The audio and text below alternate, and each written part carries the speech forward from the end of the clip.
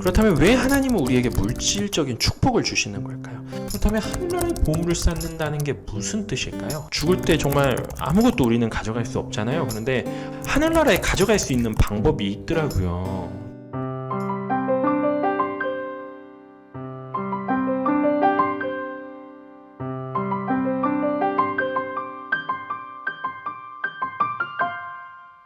물질 만능주의의 10가지 치명적인 위험이 있습니다. 오늘 다 다루지 않고요. 4가지만 좀 다루도록 할게요. 첫 번째, 물질 만능주의는 우리의 영적인 삶을 방해하거나 파괴시킵니다. 맞죠? 저도 너무 공감하는 말이에요. 여러분들도 공감하실 거라고 생각하는데 물질 만능주의는 영적인 삶을 굉장히 방해합니다. 두 번째, 물질 만능주의는요. 물을 담을 수 없는 깨어진 그릇입니다. 아무리 담아도 깨진 항아리에 물 붓는 거예요. 계속 새는 거예요. 만족감이 없습니다. 항아리가 채워지지 않을 거예요. 세 번째, 물질 만능주의는요. 부의 저주로 우리를 눈멀게 한다. 저주라는 거예요. 인생의 위대한 모순 중에 하나는 하나님과 동행하는 가난하고 겸손한 사람이 축복을 받게 되면요. 일어나는 변화가 있습니다. 점차적으로 주님에 대한 관심이 멀어진다는 사실이에요. 이것이 바로 부의 저주다라는 겁니다.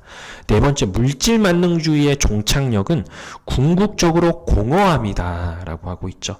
여기서도 얘기했죠. 만족감이 없고 또 공허하다.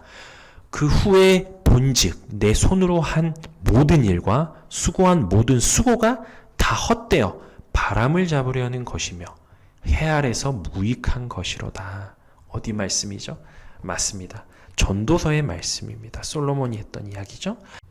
그렇다면 왜 하나님은 우리에게 물질적인 축복을 주시는 걸까요? 하나님이 능히 모든 은혜를 우리에게 넘치게 하시나니 이는 너희로 모든 일에 항상 모든 것이 넉넉하여 착한 일을 넘치게 하려 한다.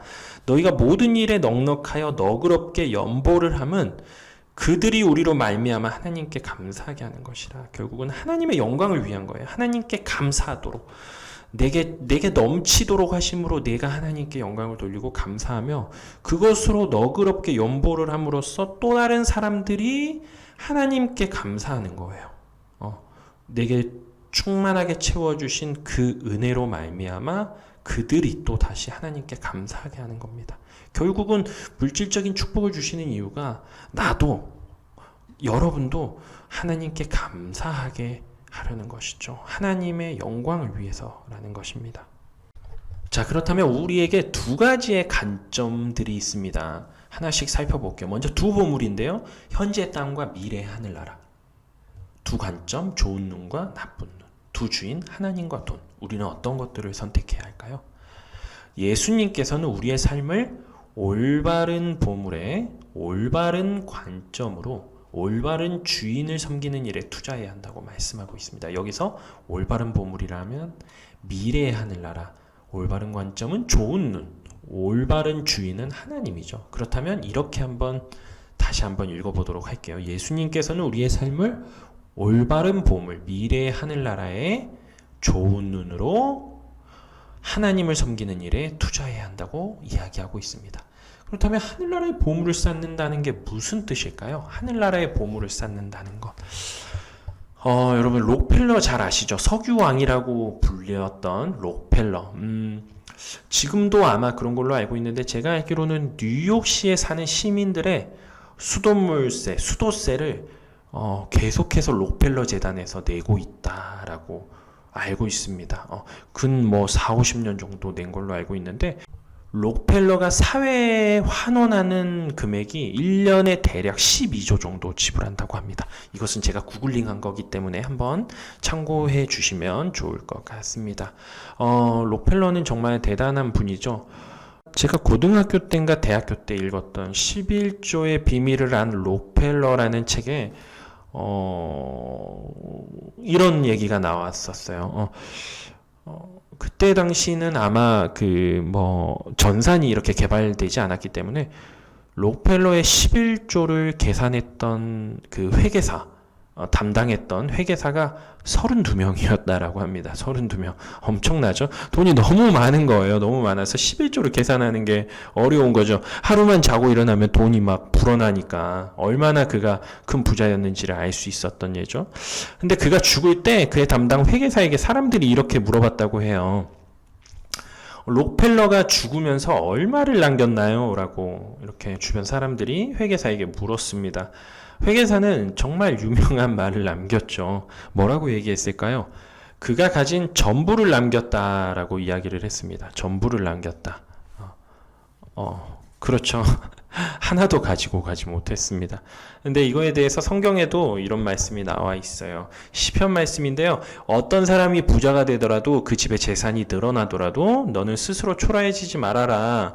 그도 죽을 때 아무것도 가지지 못하니까 그의 재산이 그를 따라 가지 못한다. 그러니까 초라해지지 마라. 라고 나와 있습니다. 내가 죽을 때, 그런데요. 정말 놀라운 사실 하나가 이 책에서 나오더라고요. 하늘나라에 가져갈 수 있는 방법이 있더라고요. 죽을 때 정말 아무것도 우리는 가져갈 수 없잖아요. 그런데 하늘나라에 가져갈 수 있는 방법이 이 책에 나옵니다. 저는 이 얘기를 책을 통해서 보면서 정말 무릎을 탁 쳤어요. 기가 막히다. 내가 정말 하늘나라의 보물을 쌓는 일을 잘 실천하고 있었구나라는 뿌듯함도 있으면서 더 하늘나라의 보물을 쌓아야겠다라는 생각을 하게 된 거죠. 바로 뭐냐 궁금하시죠? 내가 죽을 때 그것을 가지고 갈 수 없지만 먼저 보낼 수 있다라는 거예요. 여기 나와 있네요. 나중에 보여드리려고 했는데 내가 먼저 보낼 수는 있습니다. 먼저 보내게 되면요, 이 땅의 보물이 하나님의 손에 올려지게 되고 우리 자신을 위해 하늘나라의 영원한 보물을 쌓게 되는 그런 놀라운 은혜가 있다라는 사실입니다. 정말 기막힌 발상이죠. 저만 그런가요? 여러분들도 구독하시면서 무릎을 딱 한번 쳐보시면 어떨까요? 좋습니다. 그런데 우리가 하나님께서 주신 은혜를 어떻게 나누어야 하는가, 자발적인 드림인데요.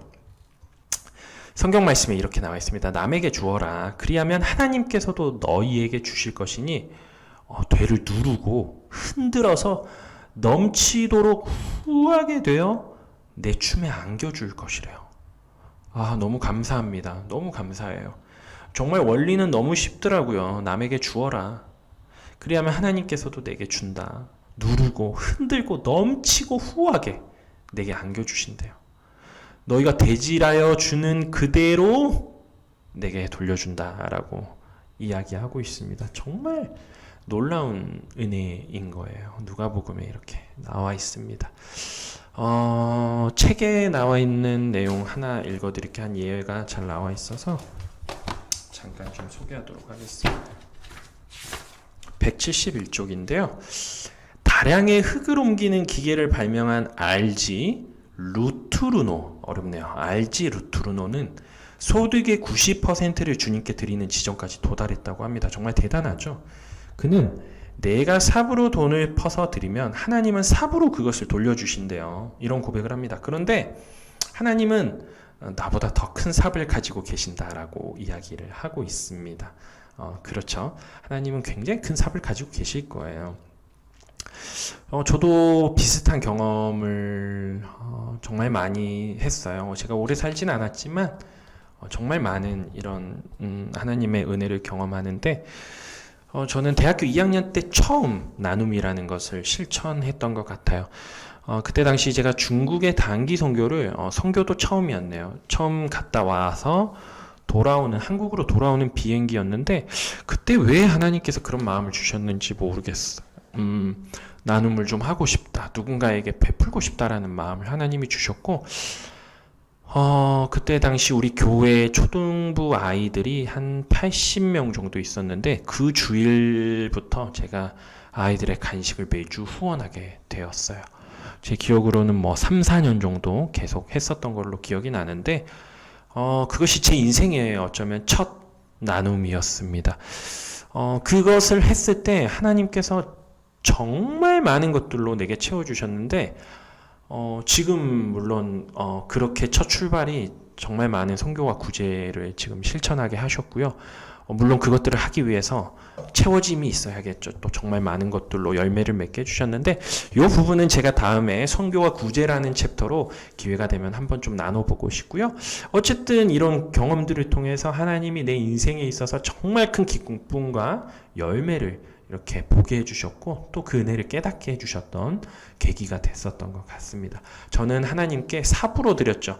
근데 저는 삽도 아니었어요. 정말 작은 숟가락으로 퍼서 드렸는데 하나님은 정말 큰 포크레인으로 내게 응답하셨던 그런 하나님을 경험했던 것 같습니다. 알지 루투르노가 좌우명으로 삼았던 말씀이 바로 이 말씀인데요. 잠언입니다. 흩어 구제하여도 더욱 부하게 되는 일이 있나니 과도히 아껴도 가난하게 될 뿐이니라. 저도 정말 좋아하는 말씀이에요. 구제를 좋아하는 자는 풍족하여질 것이요. 제가 정말 좋아하는 말씀입니다. 남을 윤택하게 하는 자는 자기도 윤택하여지니라. 너무 좋은 말씀이에요. 잠언 말씀입니다. 하나님이 결국 우리에게 필요 이상으로 공급하시는 이유가 뭘 것 같으세요? 여러분들 아마 예상하시겠죠? 결국은 하나님이 우리를 풍성하게 하셔서요. 열매를 거두게 하시고 그것으로 사람들로 하여금 하나님께 감사드리게 하는 겁니다. 그러니까 내게 많이 주신 것으로 내가 사람에게 베풀고요. 그 사람이 그것으로 말미암아 다시 하나님께 감사하게 하는 거예요. 그러니까 나도 하나님께 영광이고 그 사람들도 하나님께 영광을 돌리는 거죠. 그러면서 하나님의 하나님됨을 우리가 알고 고백하는 겁니다. 고린도후서 말씀. 책에 나와 있는 내용들을 조금 더 읽어드리도록 하겠습니다. 173쪽에 나와 있는 말씀인데요. 그렇네요. 네, 하나님이 우리에게 더 많은 돈을 주실 때는요, 우리는 이것은 축복이야라고 종종 생각합니다. 그런데 반대로 이것은 시험이야라고 말하는 것이 이거는 테스트야라고 말하는 것이 또 성경적일 수 있다라는 거예요. 하나님이 우리에게 많은 것을 주실 때 사치스럽게 살라고 풍부하게 공급해 주신 것이 아니라 그것은 다른 사람의 삶을 도우고 채워달라고 하나님이 우리에게 공급하신 거다라고 이렇게 나와 있습니다. 그렇죠. 여러분들 공감하시나요? 네. 자, 다음으로 넘어가겠습니다. 가난한 사람들을 돕고 복음을 전하는 것. 이것이 어쩌면 우리의 삶의 목적이 될 수도 있겠죠.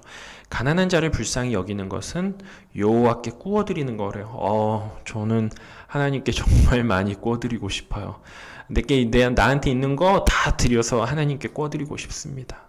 그런데 그 꿔드리는 방법이 있대요. 가난한 자를 불쌍히 여기는 거. 하나님께 꿔드리면 빌려준 거잖아요. 하나님이 얼마나 많은 이자로 포크레인으로 내게 갚아주시겠어요. 근데 꿔드리는 방법은 가난한 자를 불쌍히 여기면 된대요. 그의 선행을 갚아주시겠다라고 창언에 나와 있습니다. 그러면 우리가 어떤 마음으로 도와야 할까요? 정말 우리가 그냥 복 받기 위해서 이렇게 도우는 게 성경적인 건가? 그렇지 않습니다. 바로 사랑이에요. 사랑. 내가 만일 내가 가진 모든 것으로 남을 돕고 또 내 몸을 불사르게 내줄지라도 내게 사랑이 없으면 아무 소용이 없다. 사랑이 있어야 한다는 것입니다. 요한 웨슬리가 이렇게 기록하고 있어요. 오늘 요한 웨슬리의 예가 많이 나오네요. 모든 가난한 사람들의 위치에 나 자신을 두고, 그러니까 내가 가난한 사람이 되는 거예요. 하나님이 나를 대하시는 것처럼 나도 그들을 대하라. 그러니까 가난한 사람들의 위치에 내가 있고 하나님이 나를 대할 때 어떻게 대하셨으면 좋겠어요. 나를 불쌍히 여기고 나를 긍휼히 여기고 나를 존귀하게 여기고 나를 사랑스럽게 여기고 이렇게 여겼으면 좋겠죠. 그렇게 나도 그 사람들을 대하라라는 거예요. 존귀하고 사랑으로 그들을 대하라는 것입니다.